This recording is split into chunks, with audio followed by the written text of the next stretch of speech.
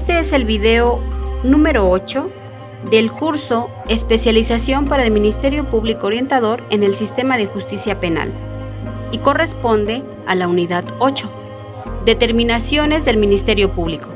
Buen día. El tema que trabajaremos el día de hoy es determinaciones del Ministerio Público. Como bien sabemos, una determinación es una decisión objetiva que el agente del Ministerio Público va a tomar durante la investigación inicial. Para ello vamos a hacer un recuento de las etapas justamente que regula el Código Nacional de Procedimientos Penales. Estas están previstas en el artículo 211 del ya referido Código Nacional, en el cual se establece que el procedimiento penal comprende las siguientes etapas y nos menciona tres: la etapa de investigación, la etapa intermedia y la etapa de juicio oral. Asimismo, establece que la etapa de investigación se divide en dos fases: la investigación inicial, que comienza con la presentación de la denuncia o querella u otro requisito equivalente, y concluye cuando el imputado queda a disposición del juez de control para que se le formule imputación. Investigación complementaria, que comprende desde la formulación de imputación y se agota una vez que se haya cerrado la investigación. La intermedia o de preparación a juicio tiene lugar desde la formulación de la acusación hasta el auto de apertura a juicio, y propiamente la etapa de juicio comprende desde que se recibe el auto de apertura hasta la sentencia emitida por el juez o tribunal de enjuiciamiento. En ese sentido, se hace mención a que la investigación no se interrumpe ni se suspende durante el tiempo en que se lleve a cabo la audiencia inicial hasta su conclusión o durante la víspera de la ejecución de una orden de aprehensión. Queda muy claro establecido también que el ejercicio de la acción inicia con la solicitud de citatorio a audiencia inicial, puesta a disposición del detenido ante la autoridad judicial o cuando se solicita la orden de aprehensión o comparecencia, con lo cual el Ministerio Público no perderá la dirección de la investigación. Y en último término, se establece que el proceso dará inicio con la audiencia inicial y terminará con la sentencia firme. Aquí quiero hacer mención a que el ejercicio de la acción penal es una determinación que el agente del Ministerio Público puede tomar cuando, derivado de esa carpeta de investigación, advierte que se cuenta con datos suficientes para acreditar el hecho y de esa misma manera la participación de quien cometió ese hecho o bien quien participó en la realización del mismo. Por otro lado, atendiendo a esa circunstancia de que uno de los supuestos es llegar justamente al ejercicio de la acción, no olvidemos que esto deriva del deber que tiene el agente del Ministerio Público de investigar cuando tenga conocimiento de la existencia de un hecho que la ley señale como delito, sin que pueda suspender o interrumpir esta fuera de los casos previstos en la ley. Recordemos que un caso en el que se puede suspender esta investigación lo puede ser porque las partes decidieron que su carpeta se derive a justicia alternativa. Esa puede ser una causal por la cual sí se suspenda la investigación. Entonces se refiere a que esa investigación deberá realizarse siempre de manera inmediata, eficiente, exhaustiva, profesional e imparcial, libre de estereotipos y discriminación, y debe ser orientada a explorar todas las líneas de investigación posibles que permitan allegarse de datos para el esclarecimiento del hecho que la ley señala como delito, así como a la identificación de quien lo cometió o participó en su comisión. Esto va aunado a ese deber de objetividad y debida diligencia que tiene el agente del Ministerio Público, ya que al llevar este deber justamente a la etapa de investigación, se establece que esa investigación debe ser objetiva y que debe referirse tanto a elementos de cargo como de descargo y conducida con la debida diligencia a efecto de garantizar el respeto de los derechos de las partes y el debido proceso. Es decir, la investigación del agente del Ministerio Público no solo debe ir tendiente a agotar las líneas de investigación, en este caso con respecto a su teoría, sino también se deben explorar todas aquellas líneas de investigación de la teoría del caso de la contraparte, que en ese sentido es lo que pretende cumplir, probar justamente el imputado en esta fase. Al concluir con la investigación, obviamente el Ministerio Público va a estar en posibilidades de tomar una decisión con respecto a esos hechos que posiblemente eran constitutivos de delito, y en ese entendido pues ya a través de los actos de investigación va a poder llegar a arribar a una conclusión al respecto.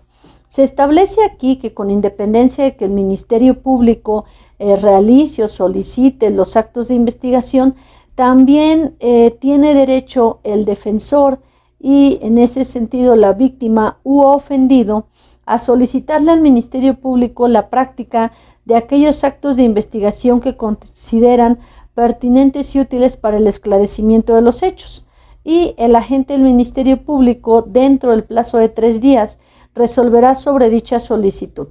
Para tal efecto, podrá disponer que se lleven a cabo las diligencias que se estimen conducentes para efecto de investigación. Sin embargo, tiene que ser muy cuidadoso y cauteloso el Ministerio Público al rechazar la solicitud de alguna de las partes, porque en caso de que se rechace alguna solicitud de un elemento probatorio de alguna de ellas sin que esté justificado debidamente, pudiera darnos incluso hasta una reposición del procedimiento por haber dejado al imputado en estado de indefensión.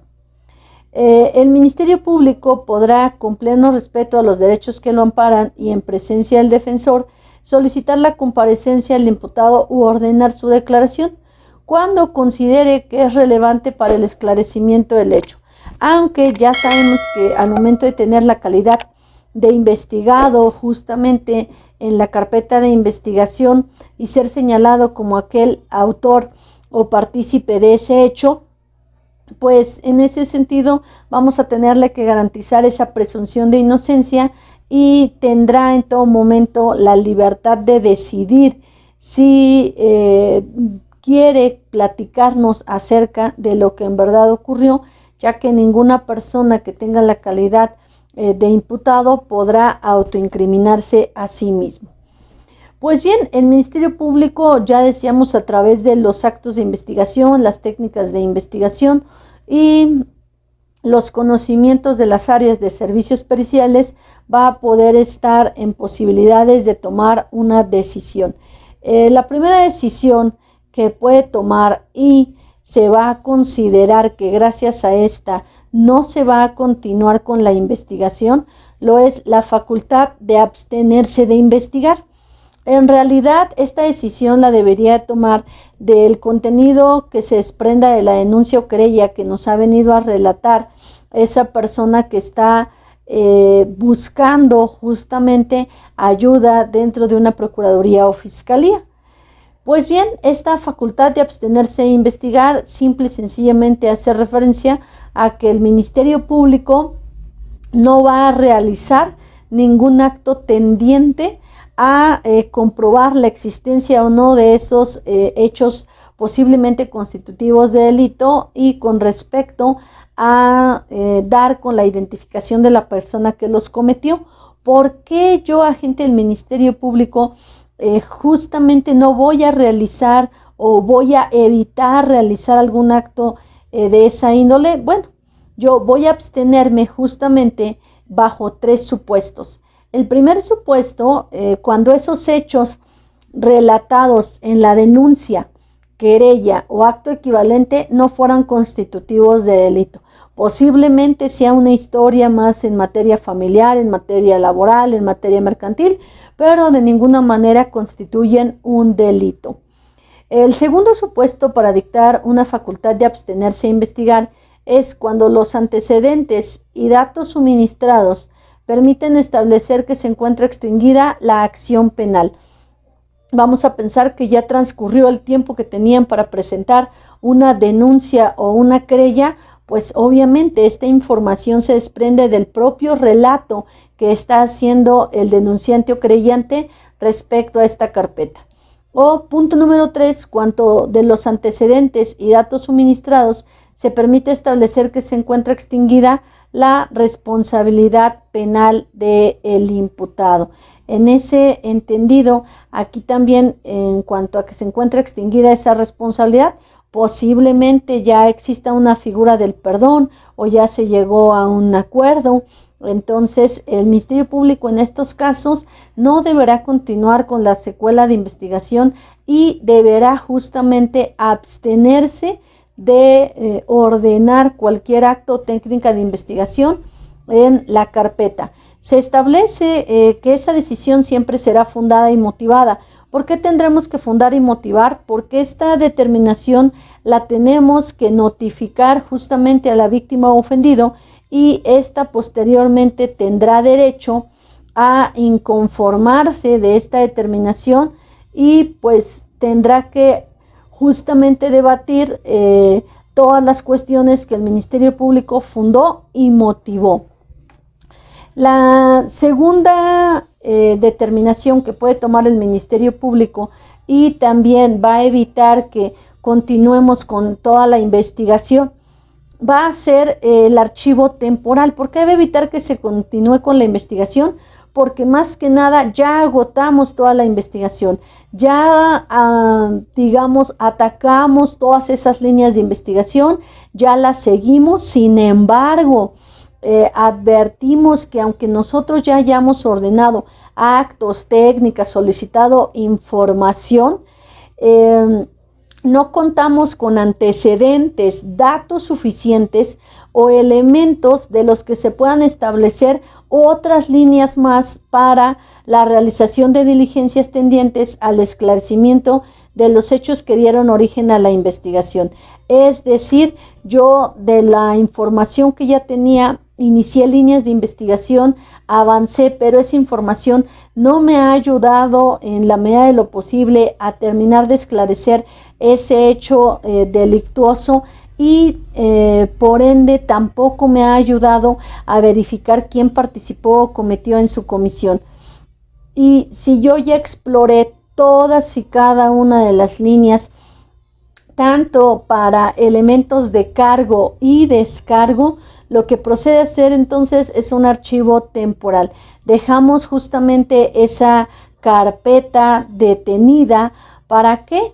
Bueno, para verificar si algún día nos llega información que obtenga datos que permitan continuar con la investigación. Bueno, reactivaremos justamente esa investigación con la finalidad de lograr un ejercicio de la acción penal. Aquí hay que ser muy cuidadosos, sobre todo en el archivo temporal, porque como yo les mencionaba, estas determinaciones se tendrán que notificar a la víctima o ofendido y en caso de que esté inconforme podrá acudir con el juez de control y este ya será el que una vez escuchado a las partes pueda determinar de manera ya directa que esa carpeta sí se vaya al archivo, pero si advierte que de esa carpeta de investigación no se exploró alguna línea de investigación, pudiera revocar esa determinación del Ministerio Público y en ese entendido continuar con la secuela procesal. El siguiente aspecto que puede considerar un Ministerio Público cuando va a tomar una decisión es el de no ejercicio de la acción penal. Este no ejercicio de la acción penal, al igual que las otras figuras, lo va a tomar antes de la audiencia inicial, previa autorización del procurador y servidor público en quien se delegue la misma. Es decir, puede ser en el fiscal general o puede ser en alguna otra persona a la que le haya delegado esta facultad. Las determinaciones de no ejercicio de la acción penal justamente inhiben de una nueva persecución penal por los mismos hechos respecto de ese mismo investigado. salvo que sea por diversos hechos o en contra de diferentes personas. Para llegar a tomar una decisión de no ejercicio de la acción penal, tiene el Ministerio Público que tener actualizada alguna causal de sobreseimiento. Esas causales de sobreseimiento las encontramos también en el Código Nacional de Procedimientos Penales. En el primer supuesto nos hace referencia a que el Ministerio Público podrá justamente decretar ese sobreseimiento o en la fase inicial dar un nuevo ejercicio de la acción penal cuando el hecho no se cometió. Es decir, el Ministerio Público ya realizó una investigación exhaustiva, completa, y justamente lo que está observando de esa carpeta de investigación es que el hecho no se cometió. El segundo punto es que el hecho cometido no constituye delito. En ese entendido, cuando yo no trabajé de manera correcta una carpeta por la facultad de abstenerme de investigar y decido enviarla para realizar algunos actos o técnicas de investigación, puedo terminar también en esta fracción en el sentido que el hecho no constituye delito. Sin embargo, yo pude haber optado por parte de esta figura en una facultad de abstenerme de investigar y evitar justamente generar más gastos en cuanto a esa investigación de los delitos.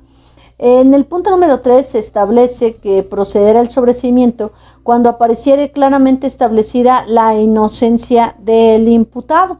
Acuérdense que no hay una forma clara o concreta para establecer la inocencia, pero pensemos que lo están acusando de que privó de la vida a una persona y resulta que ya se pudo demostrar que esa persona está viva. Ok, pues claramente se tiene por reconocida esa inocencia del imputado. En el siguiente aspecto, el imputado está exento de responsabilidad penal. Vamos a pensarlo que vinieron y presentaron una denuncia, una querella en contra de esta persona. Sin embargo, esta persona actuó, por ejemplo, en cumplimiento de un deber, en ejercicio de un derecho y pudiera resultar también exento de responsabilidad penal. Bueno, se podrá decretar en ese sentido un sobreseimiento. En la fracción quinta, cuando agotada la investigación, el Ministerio Público estime que no se cuentan con elementos suficientes para fundar una acusación.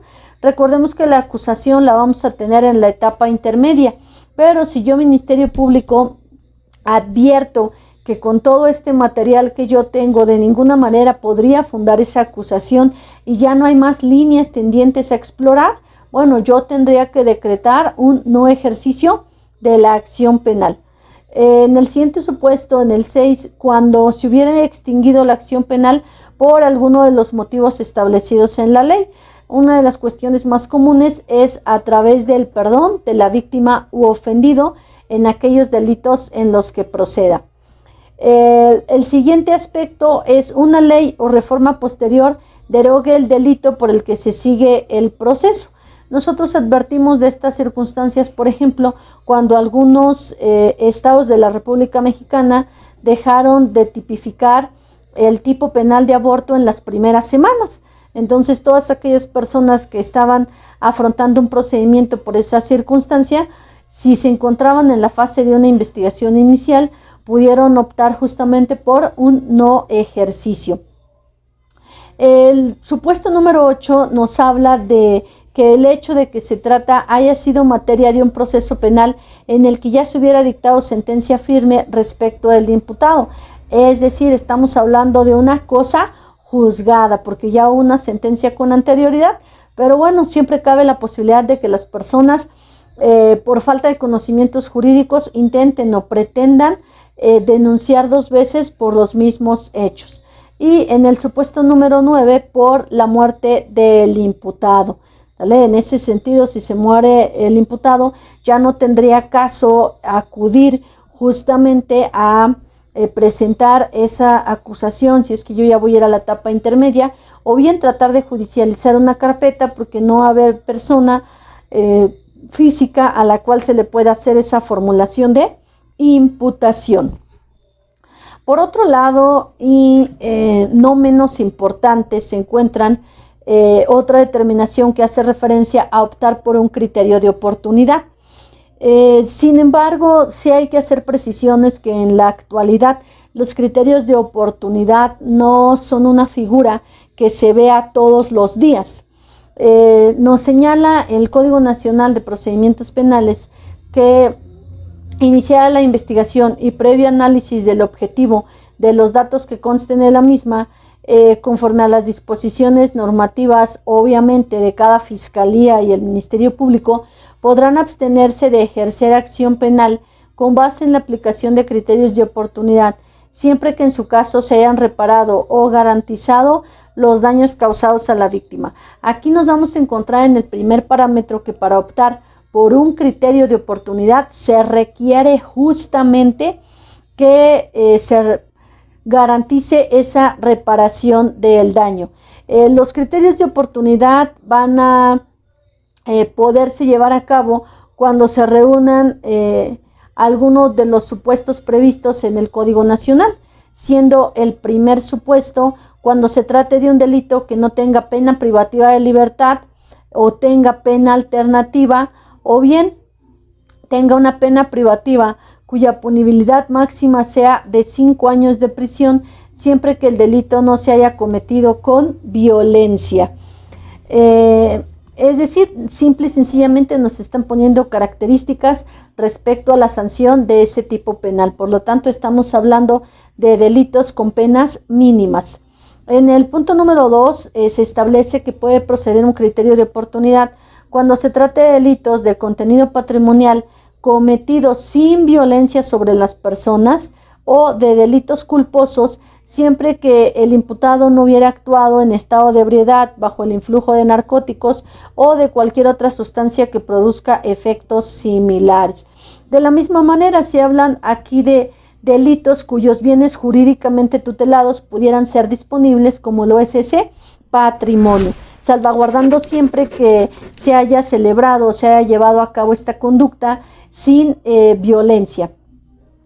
Por otra parte, se establece que van a operar también los criterios de oportunidad cuando el imputado haya sufrido como consecuencia directa del hecho delictivo un daño físico o psicoemocional grave, o bien cuando el imputado haya contraído una enfermedad terminal que torne notoriamente innecesaria o desproporcional la aplicación de una pena. Vamos a pensar aquí en personas que están en un centro penitenciario, sentenciadas ya a una pena privativa de libertad de muchísimos años que ni siquiera sabemos si los van a vivir, y dentro del centro penitenciario causaron algún daño, una lesión a otro compañero tercero. El Estado puede prescindir de ese ejercicio de la acción penal optando por un criterio de oportunidad, ya que pues la persona justamente a la que se le queremos fincar esta responsabilidad, a lo mejor ya contrajo con motivo de esto una enfermedad terminal.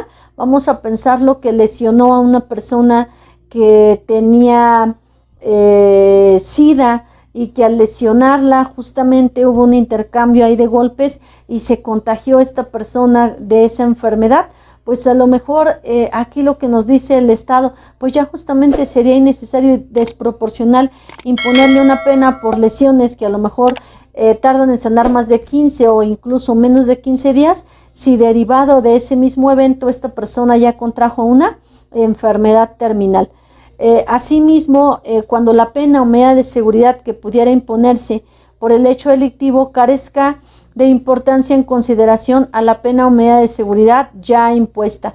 Es decir, ya tenemos a una persona con una pena vitalicia como las que se encuentran en el Estado de México justamente, y allá adentro comete un delito de lesiones, de robo. Bueno, ya sería innecesario sumarle algunos meses o años más a esa pena o medida de seguridad, debido a que, bueno, a que ya carece de importancia en consideración con la ya impuesta.